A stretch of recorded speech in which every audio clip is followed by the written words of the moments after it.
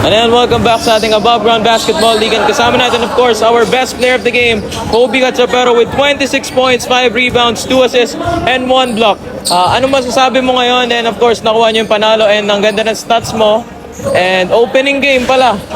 Ano yung masasabi mo sa magandang performance mo ngayon? Muna po sa lahat, salamat kay God sa binigay na lakas.